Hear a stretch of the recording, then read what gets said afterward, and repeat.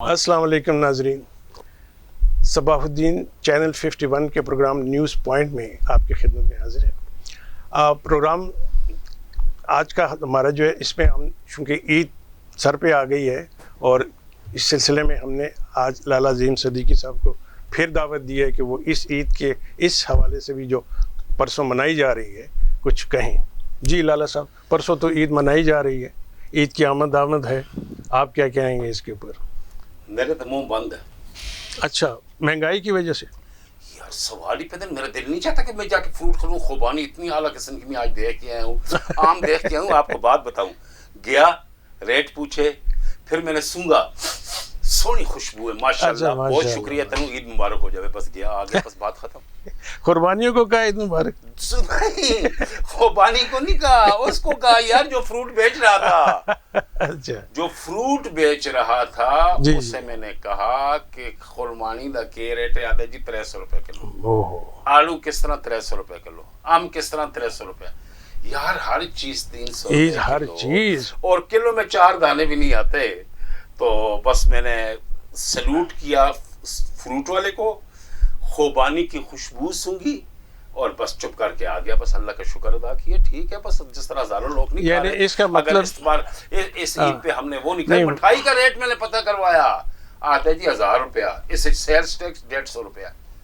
نہیں بس بات نہیں، کوئی نہیں منا سکتا عید، ایسی صورتحال میں تو کسی کے بس میں نہیں ہے۔ کیا ہو گیا؟ عید منانا تو چلیں منا لیں گے، رشتہ داروں سے ملیں گے، لیکن چونکہ یہ عید قربانی کی عید ہے تو قربانی کا تو سوال ہی نہیں پیدا ہوتا کہ کوئی عام آدمی جو مڈل کلاس سے ہے وہ قربانی کر سکے۔ بہت مشکل ہے۔ اس بار جو لوگ ڈنگر خریدنے جا رہے ہیں، جانور خریدنے جا رہے ہیں، تو دوست ہیں، ان سے میں نے پوچھا، اس لیے کہ اس دفعہ بار میں نے بھی حصہ ڈالا ہے مسجد میں۔ اچھا، تو 7 حصے ہوتے ہیں ایک بیل ایک گائے میں۔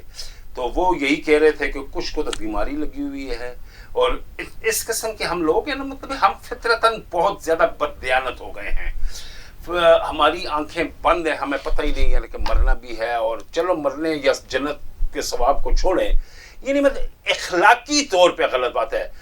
ایک دوست مجھے بتا رہا تھا کہ میں نے 1.5 لاکھ روپے میں بہت اعلیٰ قسم کا بیڑا خریدا، اس پہ لگی ہوئی تھی مٹی شٹی۔ میں نے کہا کہ گھر میں آ کے نہلاؤں گا۔ انہوں نے کہا، جو بیچنے والا تاجر تھا، اس نے کہا یار یہاں تو صفائی کا انتظام ایسا ہے، بارش بھی ہو گئی ہے، مٹی شٹی۔ تو وہ گھر میں نے جب آ کے دھویا، میرے بچوں نے اسے صحیح نہلایا، دانے نکلے ہوئے تھے۔ پھر میں واپس بیماری بھی بڑی ہے۔ جس سے خریدا وہ میں اس کے پاس گیا، لڑائی جھگڑا ہوا، تو کچھ پیسے اس کو میں نے چھوڑے اور لیے اور آ گیا۔ مطلب فطرتاً یار یہ آپ اندازہ کریں، اتنے زیادہ اس بار مہنگے جانور ہیں، نہیں کوئی حد ہی نہیں۔ اور دوسری بار مٹھائی دیکھیں، فروٹ آپ دیکھیں، کوئی چیز جس چیز کو آپ ہاتھ لگائیں گے وہ آپ سے دور ہو جائے گی، نان کو دیکھیں، آپ کے قریب ہی نہیں آئے گی۔ چلیے لالا، عید پہ تو بات چیت ہو گئی، اب چونکہ اسی عید میں سیاست بھی چل رہی ہے، ملک میں ادارے بھی چل رہے ہیں، تو بات کرتے ہیں ایک پی ٹی آئی کے حوالے سے کہ انہوں نے اپنے دور میں رانا ثناء اللہ صاحب پہ بہت بڑا کیس بنایا تھا، منشیات کا، اور 15 کلو ہیروئن اس کے اوپر ڈال دی تھی۔ رانا ثناء اللہ صاحب بہت چیخے تھے اس وقت کہ بھائی یہ تو سارا غلط ہے، میں کب یہ کام کرنے کا بندہ ہوں، میرے سیاسی کیریئر کو دیکھیے۔ انہوں نے کسی چیز کو نہیں دیکھا، وہ جو نہیں تھے شہریار آفریدی صاحب، جان اللہ کو دینی، جنہوں نے کہا تھا جان اللہ کو دینی ہے، اگر میں جھوٹ بولوں کہ رانا ثناء اللہ صاحب کی گاڑی میں اگر یہ ہیروئن نہ نکلی ہو تو میں اللہ کو جان نہیں دوں گا، اللہ کو جان دوں گا، میں نے جان اللہ کو دینی ہے۔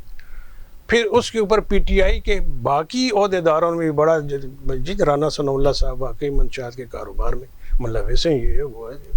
اب کل جو پی ٹی آئی کے ایک اہم عہدیدار ہیں، ایک شیخ رشید صاحب ہیں اور ایک فواد چودھری صاحب ہیں، جنہوں نے مجھے تو لگتا ہے کہ قسم کھائی ہوئی ہے کہ پی ٹی آئی کی نیا ہم نے ڈبونی ہے اور عمران خان کو ڈبونا ہے ہم نے۔ اب کل یہ فواد چودھری صاحب نے مان لیا، تسلیم کر لیا کہ ہم نے جو رانا ثناء اللہ صاحب پہ منشیات کا کیس ڈالا تھا وہ جھوٹا تھا. تو آپ اس کے بارے میں میں اس کے بارے میں کیا کہہ سکتا ہوں. رانا ثناء اللہ پہ جب کیس ڈالا گیا تو متعدد بار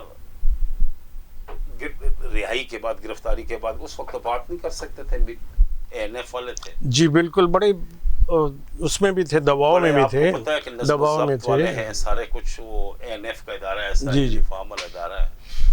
تو اس وقت تو بات نہیں کر سکا تھا. وہ جگہ بھی ایسی تھی کہ وہاں کوئی میڈیا بھی نہیں تھا. لیکن یہ ہے کہ جس قسم کی صورتحال رانا ثناء اللہ نے رہائی کے بعد پارلیمنٹ کے ایوان میں اور پارلیمنٹ سے باہر جس قسم کا حلف انہوں نے کہا، اس نے کہا میں تباہ و برباد ہو جاؤں.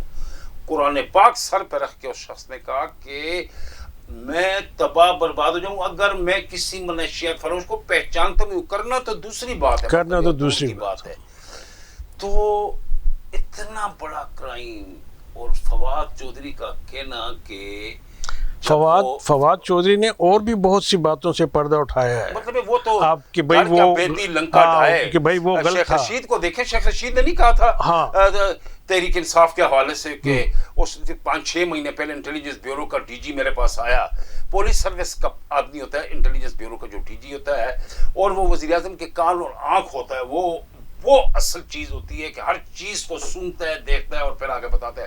اس نے کہا کہ مجھے بتایا اس نے کہ 3-4 مہینوں میں آپ کی حکومت چلی جائے گی.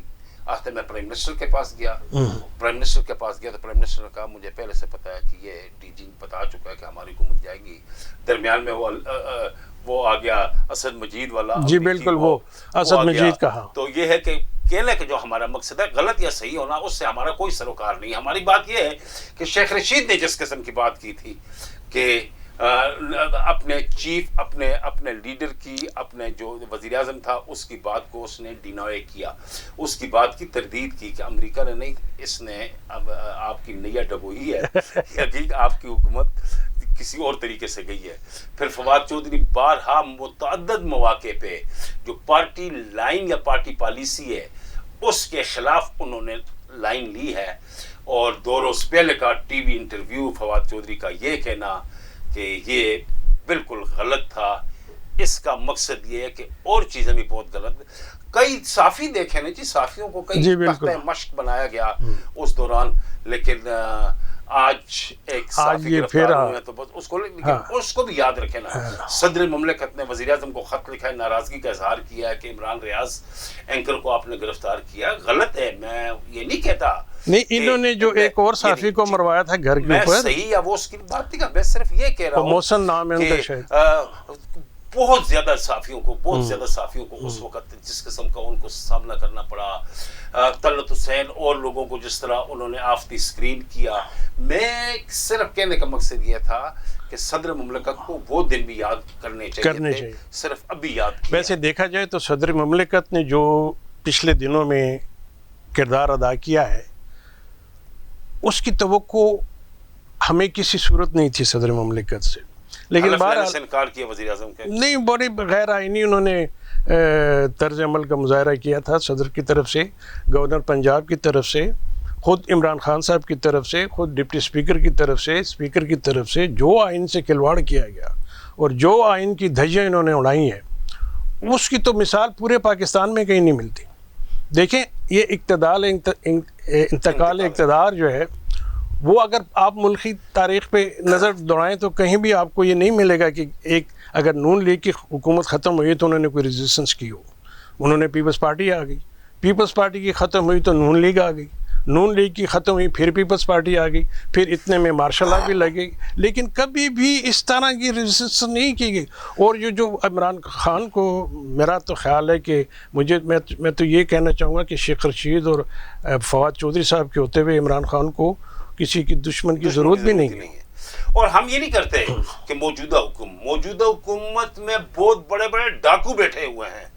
انہوں نے اربوں خربوں روپے کہاں سے بنایا. آصف علی زرداری دیکھیں یا شہباز شریف، ہمارے اس سے کوئی ایسی وہ نہیں کر رہے نہیں، انہوں نے کبھی ایسا انہیں ڈیفینڈ کر رہے ہیں، کبھی بھی نہیں. لیکن ہم طریقہ کار کی بات کر رہے ہیں کہ طریقہ کار دیکھیں کہ جس قسم کا طریقہ کار اس وقت اختیار کیا گیا اس پہ ہمارے محترم ڈاکٹر محمد عارف علوی صاحب صدر جی پاکستان اس وقت بالکل خاموش تھے اور اب وہ خط لکھ رہے ہیں. یہ کام اس وقت بھی ہونا چاہیے تھا. فواد چودھری نے آج حق بات کی ہے, لیکن یہ ہے نا کہ جب پانی تمام پل پار کر چکا ہے, پل تباہ ہو چکے ہیں, ہر چیز گزر چکا ہے, پانی گزر چکا ہے, تو اس کے بعد فواد چودھری بول رہے ہیں. فواد چودھری کو اس وقت اخلاقی طور پہ اس قسم کی بات کرنی چاہیے تھی, یا شیخ رشید کو اس وقت بات کرنی چاہیے تھی. اب کہتے ہیں کہ اب بات کرنے سے کیا فائدہ. میں تو یہ سمجھتا ہوں, جتنا میں نے آبزرو کیا ہے صورتحال کو, یہ جو تحریک عدم اعتماد تھی اور اس کے بعد جو انتقال اقتدار کا مرحلہ تھا, جو اس کی وجہ سے جو ملک کی جگ ہسائی ہوئی ہے, میں تو یہ کہتا ہوں, کم از کم میں یہ کہنے میں حق بجانب ہوں کہ اس میں جو جگ ہسائی ہوئی ہے, اس میں ایک کردار ہمارے صدر مملکت صاحب. بالکل جی. تو دوسرا یہ کہ لگے ہاتھوں بات کر لیتے ہیں. عمران خان کا جو ذکر چل ہی رہا ہے, تو انہوں نے پھر حزب عادت ابھی بات کر دی ہے کہ جو الیکشن ہو رہے ہیں اس میں ریگنگ کا گورنمنٹ نے انتظام کر لیا اور منصوبہ بندی کر لی ہے. یہ ان کو ہر الیکشن میں ریگنگ کیوں نظر آتی ہے؟ جو یہ نہ کروائیں جو دوسرے کروائیں, اس میں ریگنگ, اور یہ کروائے تو ٹھیک ہوگا. ان کے دور میں بھی تو الیکشن کافی سارے ہوئے, سوائے ایک نشست کے جو اورکزئی میں انہوں نے جیتی ہے, اس کے علاوہ کوئی الیکشن انہوں نے صوبائی اسمبلی یا قومی اسمبلی کا نہیں جیتا. 3 سال ان کے دور اقتدار میں جو الیکشن ہوئے اس پہ بھی ریگنگ ہونی چاہیے تھی, یہ لفظ ہونے چاہیے تھے. کم از کم الیکشن کمیشن کے کردار پہ الیکشن کمیشن کا کوئی مفاد نہیں ہے. میں پہچانتا ہوں بہت سینئر بیوروکریٹ ہیں یہ جو اس وقت سکندر صاحب ہمارے چیف الیکشن کمشنر ہیں, اس لیے کہ یہ 1986 میں جب جنیجو کی حکومت تھی, میں اسلام آباد آیا تھا, نئی صحافت شروع کی تھی, اس وقت یہ اسسٹنٹ کمشنر تھے. اچھا, اسسٹنٹ کمشنر تھے اسلام آباد میں, تو یہیں پہ ساری سروس ان کی رہی. ڈی ایم جی کے گروپ سے ان کا تعلق ہے. تو پھر آخری بار ایڈیشنل سیکرٹری تھے اسٹیبلشمنٹ ڈویژن میں, یہ 2014-15 میں پھر سیکرٹری بن گئے. سیکرٹری قابل آفیسر ہیں, بڑے قابل آفیسر, بہت ہی قابل آفیسر ہے, بہت ہی قابل, کمپیٹنٹ اور دیندار بھی ہیں. اس کا اس چیز سے کوئی وہ لینا دینا نہیں ہے کہ کس نے الیکشن جیتنا ہے, لیکن اس قسم کی الزام تراشی, الزام تو اپوزیشن اسے الزام خان کے نام سے بھی پکارتے رہی ہے. اگر اپوزیشن پہ جائیں تو دیکھیں تو عمران خان کے لیے بڑے, انہوں نے مولانا فضل الرحمان صاحب اسے کہتے رہے کہ بھائی اگر کہیں یو ٹرن لینا ہے تو آپ وہ یو ٹرن کا نشان نہ لگائیں, یہاں عمران خان کی تصویر لگا دیے. مجھے وہ بات بڑی پسند آئی تھی کہ یو ٹرن لینا تھا. ناظرین, عظیم صدیقی صاحب کے ساتھ ہم نے بڑی اچھی گفتگو کی, تو کائنڈلی آپ ہمارے چینل کو سبسکرائب کیجیے گا, بیل کے آئیکن پہ ذرا گھنٹی بجا دیجیے گا. چینل 51 بڑی تیزی کے ساتھ آگے جا رہا ہے, آپ کی تعاون کے بغیر ہم آگے مزید نہیں بڑھ سکتے. تو دوستوں سے گزارش ہے کہ وہ ہمارے چینل کو سبسکرائب کریں. چینل 1 کے پروگرام نیوز پوائنٹ سے محمد صباح الدین کو اجازت دیجیے. اگلے پروگرام کے ساتھ پھر انشاءاللہ ملتے ہیں. خدا حافظ.